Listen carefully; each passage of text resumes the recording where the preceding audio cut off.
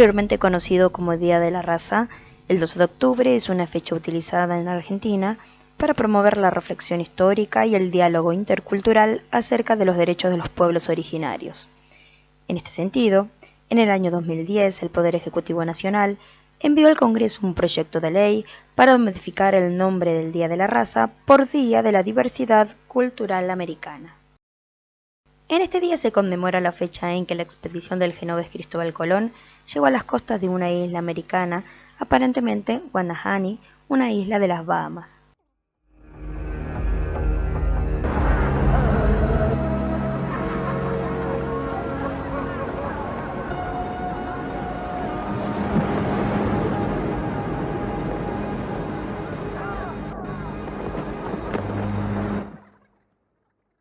Hacia fines del siglo XV, la Europa renacentista en plena expansión inició la conquista y exploración del continente americano. Las sociedades americanas sufrirán en carne propia el impacto de la invasión y ya nada será como hasta entonces. España había logrado su unidad nacional con los reyes católicos derrotando a los musulmanes y recuperando su territorio en 1492. Fue precisamente en ese año que Cristóbal Colón logra firmar su acuerdo comercial con la corona y lanzarse a su aventura que consistía en llegar a Oriente por la ruta de Occidente, partiendo de la idea muy difundida ya entonces de que la Tierra era redonda. Colón llegó a tierra un 12 de octubre de 1492, pero nunca se enteró de que no había llegado a la China, como él creía, sino a un continente desconocido para los europeos. En 1492, las cosas comenzaban a tener el nombre que les daban sus apropiadores. A nuestro continente lo llamarían las Indias y luego América, en honor a Américo Vespucio, un comerciante de Castilla que exploró al menos 2 veces este nuevo continente. Es por supuesto el año que clava como una daga en el almanaque la fecha de la llegada de los españoles a un continente que en realidad ya había sido poblado cuando sus primeros habitantes entraron, según la teoría más aceptada, a pie por el estrecho de Bering, entre 14.000 a 13.000 años antes de Cristo. Veamos algunas curiosidades de aquella expedición. La costumbre convirtió en carabelas a los 3 navíos de Colón, pero la Santa María era una nao, otro tipo de embarcación. Tenía mayor porte que las carabelas y una gran bodega. Su incorporación a la flota fue acertada. La Pinta y la Niña eran veloces, fáciles de maniobrar, poco calado y susceptibles de encallar sin peligro. La Santa María era más lenta, pero salvaba el problema de la carga de los víveres porque las carabelas, que transportaban 12 o 15 hombres en sus navegaciones por Europa y África, llevaban el doble de tripulación en el viaje histórico, ocupando así el espacio destinado a pertrechos y víveres. La Niña, en realidad, se llamaba Santa Clara. También la Santa María fue un nombre anacrónico al descubrimiento. En 1492 era la Gallega, o simplemente la nao capitana, como lo menciona Colón en el diario de viaje. Otra cuestión fue que fracasó el reclutamiento y los reyes enviaron una cédula por la cual se otorgaría el perdón a aquellos condenados que participaran del viaje. La convocatoria tampoco tuvo éxito, pero 4 presidiarios aceptaron el reto y se embarcaron para salvar sus vidas. Así fue que obtuvieron la absolución en mayo de 1493 al regresar de América.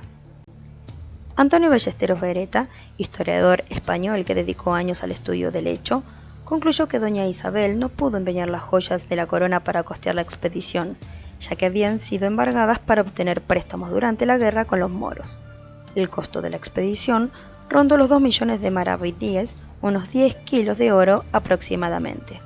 Fue el mismo Santángel quien lo invirtió por orden del rey Fernando de Aragón. ¡Lumbre, lumbre!, gritó en medio de la noche el marino de Triana colgado del mástil de la Pinta al observar un lejano fuego cerca de las 2 de la mañana. Con el tiempo se convirtió en tierra, una exclamación más seductora pero inexacta.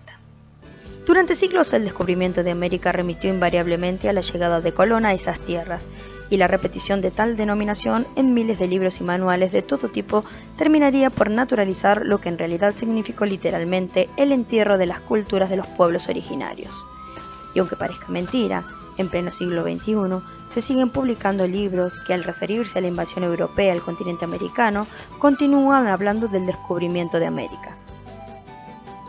En un acto que recordaba lo que venía ocurriendo en Europa con la Inquisición, el 12 de julio de 1562, el enviado del rey, y según él de Dios, sin ninguna pena, envió a la horca a los caciques y quemó toneladas de escritos y códices, libros de manuscritos con símbolos pictóricos, que registraban la historia de aquella notable civilización, una de las pocas que utilizaba la escritura en América.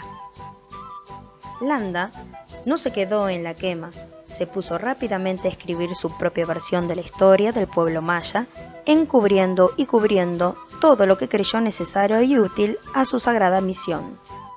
El discurso se fue modernizando y se adoptaron otros modos más sutiles de escamotear la realidad. Así, se habla de expansión europea como si fuera un fenómeno natural como la expansión del universo, también encuentro de culturas, dando la idea de un simposio entre conquistados y conquistadores, a lo sumo, choque de culturas. Lo cierto es que ninguno de estos eufemismos logra tapar uno de los mayores genocidios y etnocidios de la historia universal, hecho que dio lugar al capitalismo, algo que hubiera sido imposible sin la explotación intensiva y salvaje de las colonias de América, África y Asia. Las Naciones Unidas abolieron el término raza en 1959, por carecer de todo valor científico y por servir solamente para incentivar el odio entre los hombres de distintas culturas. Actualmente, con el nombre de Día de la Diversidad Cultural Americana, se busca promover desde los distintos organismos una reflexión y un debate permanente acerca de la historia, la diversidad cultural y encaminarlo hacia el diálogo para lograr una reivindicación de los pueblos originarios del continente americano, como también la promoción de los derechos humanos de esos pueblos, tal como lo marca la Constitución Nacional en su artículo sobre la igualdad de las personas, dándole la garantía del respeto a la identidad y el derecho a una educación intercultural y bilingüe.